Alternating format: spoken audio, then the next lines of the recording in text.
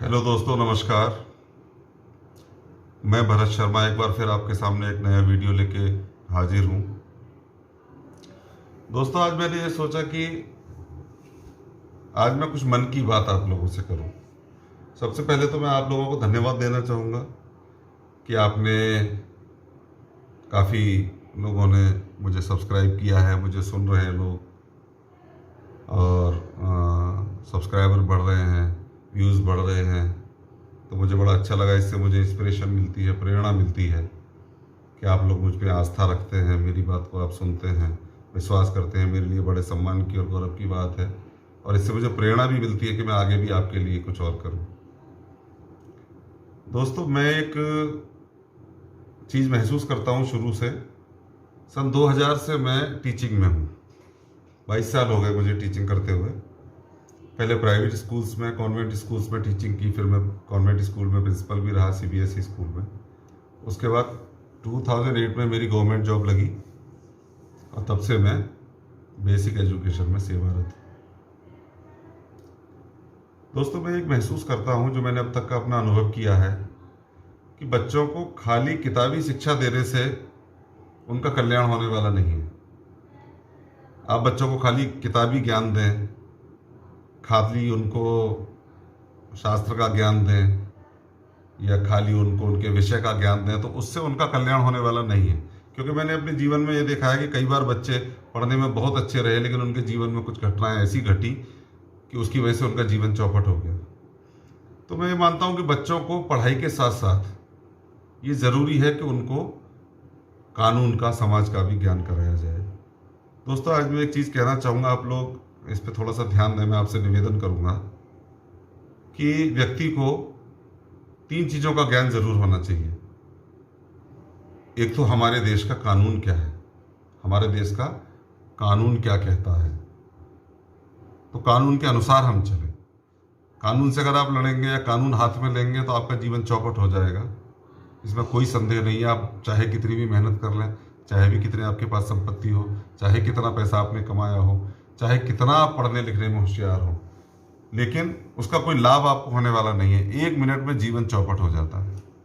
मैंने बहुत उदाहरण ऐसे देखे हैं। मेरे स्टूडेंट जो रहे, पढ़ने में बड़े अच्छे रहे, लेकिन वो कुछ नासमझी की वजह से कहीं ना कहीं वो बहुत परेशानियों में रहे और आज भी कुछ लोग परेशानियों में हैं और उनका परिवार बिखर गया।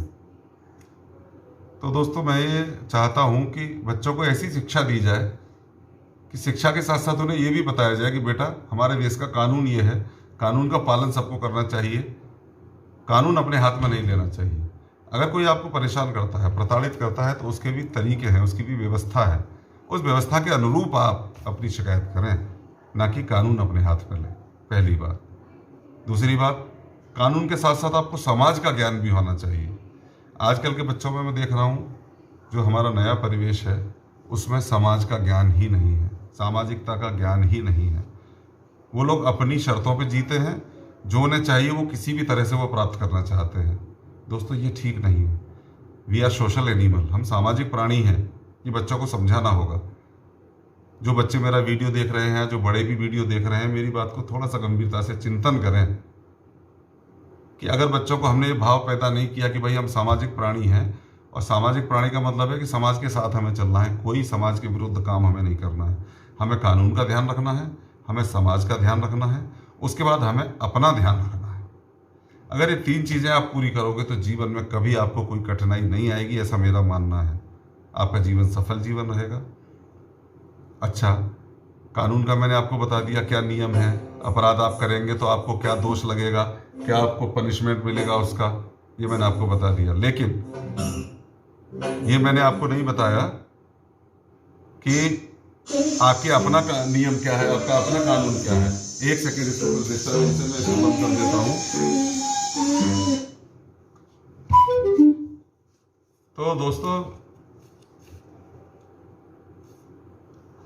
नियम, सरकार, कानून, ये सब जानना बहुत ज़रूरी है। आज मैं कभी महसूस करता हूँ बच्चों को इसका ज्ञान नहीं है और वो जोश में आके या कुछ लोगों की बातों में आके कुछ ऐसा कर देते हैं जिससे उनका जीवन खराब हो जाता है और सब किया धरा बेकार हो जाता है और परिवार भी परेशान रहता है। तो सबसे पहले तो कानून का ज्ञान बच्चों को जरूर कराएं, उन्हें को समझाएं, बार बार समझाएं कि बेटा ऐसा करने से ऐसा होगा, ऐसा करने से ऐसा नहीं होगा। दूसरा, सामाजिकता का ज्ञान। समाज में 4 आदमी 10 आदमी किसी बात को अच्छा मानते हैं तो वो अच्छी होती है, और 10 आदमी किसी बात को बुरा कहते हैं तो उस काम को मत करिए, समाज के साथ मिलकर रहिए। देखिए, समाज भी बदल जाता है। आप जिस समाज में रह रहे हैं, गांव देहात का समाज अलग है, शहरों का अलग है, फिर बड़े शहरों का अलग है। तो जिस समाज में आप रहे हैं उस समाज के अनुरूप आप व्यवहार करें, मेरे जीवन का अनुभव है, तो आपको लाभ रहेगा। और समाज के खिलाफ आप जाएंगे, समाज से लड़ेंगे, तो आप मुसीबतों में रहेंगे, उलझनों में रहेंगे, उसका कोई लाभ आपको होने वाला है नहीं, हानि के अलावा। तो कानून का ध्यान रखें, समाज का ध्यान रखें, अपना ध्यान रखें। अपना ध्यान रखने का थोड़ा सा गंभीर विषय है। आजकल मैं देख रहा हूँ कि बच्चे अपनी पढ़ाई लिखाई पर ध्यान नहीं देते। आजकल एक और शौक चल गया है राजनीति का। राजनीतिक दल जितने भी हैं, सब राजनीतिक दलों ने युवा मोर्चा बना दिए। दोस्तों, मैं ये कहना चाहता हूं कि राजनीतिक दल कभी किसी के सगे नहीं होते। इनको येन केन प्रकारेण किसी भी तरह से अपना मतलब सिद्ध करना होता है। ये बात हमको और आपको समझनी होगी। देखिए, एक बहुत मोटी बात, अगर आप देश के लिए कुछ करना चाहते हैं, बहुत अच्छी बात है, मैं भी देश के लिए कुछ करना चाहता हूँ, लेकिन मेरी अपनी कुछ लिमिटेशंस हैं, मेरी अपनी कुछ क्षमताएं हैं, मेरी अपनी कुछ योग्यताएं हैं, उसके अनुरूप ही मैं कुछ कर सकता हूँ। उससे ज़्यादा अगर मैं कुछ करने की कोशिश करूँगा तो मैं परेशान हो जाऊँगा या दूसरे लोगों को परेशान कर दूँगा। तो सबसे अच्छा क्या है कि आप पहले अपना विकास करें। आप अगर खुद का विकास कर लेंगे तो देश का विकास तो अपने आप हो गया। हम सुधरेंगे, युग सुधरेगा। अगर हम अच्छे हो गए तो सब अच्छा हो गया। तो दूसरों से उम्मीद ना लगाएं। दोस्तों, ये बात आज मेरी आप ध्यान मान लीजिए कि कभी इस दुनिया में कोई किसी के लिए कुछ नहीं करता। आप भगवान से प्रार्थना करें, मेहनत करें, आप ऐसे बने कि आप औरों के लिए कुछ कर पाएं, तब तो अच्छा है। और करिए, करना चाहिए, लेकिन आप दूसरों से उम्मीद मत रखिए। ये राजनेता क्या करते हैं, मैंने देखा है पिछले 10 साल में, मैं देख रहा हूँ, 10-15 वर्ष में मैंने देखा है कि राजनेता जब इनका वक्त होता है तो आपका समय भी लेते हैं, आपका पैसा भी लेते हैं, और आपके जीवन को भी मुश्किल में डाल देते हैं। सब काम करते हैं, और जब उनका मतलब निकल जाता है तो आपको किसी भाव नहीं पूछते। अब आप कोशिश करो समझने की कि आपने कितना इनपुट उनको दिया है, कितना कुछ आपने उनको दिया, बदले में आपको क्या मिला, कुछ नहीं। अगर उसकी 50% भी मेहनत आप अपने लिए कर लें तो आपका कल्याण हो जाए, और आपका कल्याण हो तो आपके परिवार का कल्याण होगा, और परिवार का कल्याण होगा तो समाज का भी कल्याण होगा, और समाज का कल्याण होगा तो देश जाति का भी कल्याण होगा। तो ये समझने की बात है कि आप अपने विकास पे फोकस करें। समय बहुत कम है, आजकल जीवन का कुछ नहीं पता, किसके पास कितना समय है।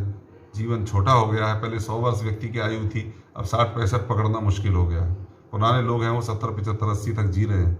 हम तो देख रहे हैं कि हमारे साथ के कभी 40 साल के आदमी को हार्ट अटैक, कभी 35 साल के आदमी को हार्ट अटैक। तो ये सब क्यों है? बहुत ज़्यादा टेंशन नहीं पालना है जीवन में, बहुत ज़्यादा टेंशन पालने की आवश्यकता भी नहीं है। सीधा सीधा देश का ध्यान रखो, कानून का ध्यान रखो, समाज का ध्यान रखो, और अपने विकास पे काम करो, उससे आपका भला होगा। मुझे वर्धमान मैंने एक बार पढ़ा था, मुझे महावीर स्वामी की एक बात बड़ी अच्छी लगती है, उनका एक श्लोक मैंने पढ़ा था।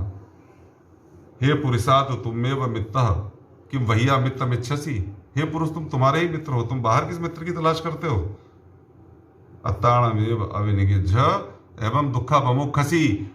तुम खुद ही खुद के साथ भला कर लो, तुम खुद ही खुद के साथ अच्छा सोच लो, कर लो, तुम्हारे सारे दुखों की निवृत्ति हो जाएगी। प्रॉब्लम क्या है कि व्यक्ति अपने लिए जस्टिफाई नहीं कर पाता, आदमी अपने साथ ही न्याय नहीं करता। अभी हमारे भगवान ने समय ही तो दिया है, 2 हाथ 2 पैर, ये अनमोल रतन हमको दे दिए। हाँ, सब कुछ भगवान ने हमको दिया, और इस समय को हम ऐसे ही बिता देते हैं, और जब समय बीत जाता है फिर हम पछताते हैं। पछताते के अलावा कुछ बचता भी नहीं है। तो पछताने से क्या फ़ायदा। समय रहते आप सब चीज़ों को समझें, विचार करें, योग्यता हासिल करें, पढ़ लिख के काबिल बने, और समय आने पे देश की सेवा करें। किसी की बातों में ना आए। कोई आपको कितने भी प्रलोभन दे, व्यक्ति आपको उलझा लेंगे मकड़ जाल में, जैसे मकड़ी का जाल होता है। मकड़ी का पता है आपको क्या होता है? मकड़ी जो जाल बनाती है उसी जाल में ऐसे उलझ जाती है कि उसी में उलझ के मर जाती है। मकड़ी उस जाल से बाहर नहीं निकल पाती। तो ये मकड़ जाल है। किसी के मकड़ जाल में मत फंसिए, किसी के साथ चीटिंग मत करिए, ना ही अपने साथ चीटिंग होने दीजिए। सीधा व्यवहार रखिए, बहुत ज़्यादा उलटफेर करने की ज़रूरत नहीं है। बहुत ज़्यादा उलटफेर करेंगे तो उसका भी दुष्परिणाम आपको कहीं ना कहीं देना होगा। अब मैं आपको एक वृत्तांत देता हूँ, उसके साथ अपनी बात खत्म करूंगा। श्रीमद् भगवद गीता का छठा अध्याय, छठे अध्याय में एक बड़ा समाज के लिए, समाज के हित के लिए बड़ा ही हितकर प्रश्न एक अर्जुन ने भगवान श्री कृष्ण से किया। और वो ऐसा प्रश्न किया कि वो सारे समाज के लिए, सारे संसार के लिए कल्याणकारी है, हमें उस पर विचार करना चाहिए। क्या किया? अर्जुन बोलते हैं, चंचलम ही मनः कृष्ण प्रमाथि बलवदृढ़ तस्याहम निग्रहम मन्ये वायोरिव सुदुष्करम। हे कौन्ते, हे कृष्ण, ये मन बड़ा चंचल है। ये मन इतना चंचल है कि इसको कैसे वश में करें? ये बड़ा अद्भुत प्रश्न है, हर व्यक्ति का प्रश्न है। ये मन ही तो संसार में लिए घूमता है आदमी को। मन के हारे हार है, मन के जीते जीत, मन ही मिलावे राम सो, मन ही करत फजीत। संसार में सारा नाटक इस मन का है। ये मन क्या करता है? यही मन आदमी को अगर सच्चे मार्ग पे लग जाए तो अच्छा इंसान बना दे, यही मन भटक जाए तो आदमी को 84 लाख में घुमा दे, तरह तरह के नरक दिखा दे। तो अर्जुन कहते हैं, हे कृष्ण, ये मन बड़ा चंचल है, इसको कैसे वश में करें? तो भगवान कृष्ण का उत्तर देखिए। भगवान कृष्ण ने इस बात को माना। उन्होंने कहा कि अर्जुन, तुम बिल्कुल ठीक कह रहे हो, मन चंचल है, इसमें कोई शक नहीं है। असंशयम महाबाहो, कि इसमें कोई संशय नहीं है महाबाहो। क्या? कि मनो दुर्निग्रहम चलम, ये मन का जो चलन है ये बड़ा विचित्र है, कठिनता से वश में होने वाला है, इसमें कोई शक नहीं है। परंतु अभ्यासेन तु कौन्तेय वैराग्येन च गुह्यते। उन्होंने दो रास्ते बता दिए। परंतु अभ्यास और वैराग्य से ये मन वश में हो जाता है। तो आपको मन में कंट्रोल करना हो, मन हमें परेशान करता है, हम घर से भागते हैं, हम तरह तरह के काम करते हैं, हम शांति ढूंढते हैं, हम प्रेम ढूंढते हैं दुनिया में।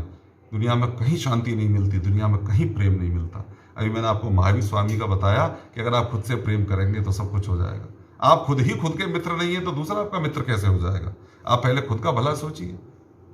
खुद आप अपना भला कर लेंगे तो आप दूसरों का भी भला करेंगे, तो और भी आपके भले हो जाएंगे। जब आप खुद ही आपके साथ न्याय नहीं कर रहे हैं तो कोई और कैसे कर देगा? तो भगवान कृष्ण ने कहा कि रास्ते हैं दो। क्या? अभ्यास और वैराग्य। अभ्यास वैराग्य कैसे होगा? वैराग्य क्या है? कि जिस जगह मन लग रहा है, जिस खराब जगह पे मन जा रहा है, आप चाहते हैं कि ना जाए फिर भी मन भाग रहा है, तो क्या वहां वैराग्य होना चाहिए। वैराग्य कैसे? उसके दोषों को देखिए। दोस्त बुला रहे हैं कि वहां चल, घूमने चल रहे हैं, ये करेंगे, बियर पियेंगे, ये करेंगे, वो करेंगे, तो आप सोचिए कि चलिए ठीक है, मैं चला गया, बियर पी ली, दोस्तों के साथ सब कुछ कर लिया, फिर लौट के आऊँगा, पापा नाराज, मम्मी नाराज, घर में क्लेश, मेरे मन में भी अशांति, ना वहाँ मन लगेगा ना यहाँ मन लगेगा। अगर आप इतना विचार कर लेंगे तो आपके मन में आ जाएगा कि यार बेकार है जाना, तो आप कह देंगे नहीं भाई मैं नहीं जाऊँगा। तो जहाँ मन भागता है वहाँ से आपको विरक्ति होनी चाहिए। विरक्ति कब होगी? विरक्ति का उपाय है कि आप वहाँ के नेगेटिव लक्षणों को देखें, नेगेटिव कैरेक्टरिस्टिक्स को देखें। अगर आप किसी के नेगेटिव कैरेक्टरिस्टिक्स को देखते हैं तो आपको उससे विछोह हो जाता है, विरक्ति हो जाती है। और आप किसी के पॉजिटिव कैरेक्टरिस्टिक्स को देखते हैं तो आपको उससे प्रेम हो जाता है। प्रेम का और विछोह का बस इतना सही खेल है। तो आप किसी की अच्छाई देखने लगते हैं तो आपको अच्छा लगने लगता है, आप किसी की बुराई देखने लगते हैं तो बुरा लगने लगता है। बाकी अच्छाई बुराई दुनिया में हर किसी में है, ना कोई पूरी तरह से अच्छा है ना कोई पूरी तरह से बुरा है। तो आपका समझने का, सोचने का एंगल है, आप उस आदमी को किस तरीके से देखते हैं। तो दोस्तों मैं चाहूँगा कि जो आपका करने का काम है लक्ष्य निर्धारित करें, उसको करें। मन भागता है तो विरक्ति से उसको रोकें, और जो काम आपको करना है उसमें बार बार अभ्यास करें, उसमें बार बार प्रयास करें, तो आपका मन उसमें लग जाएगा और आपका कल्याण होगा।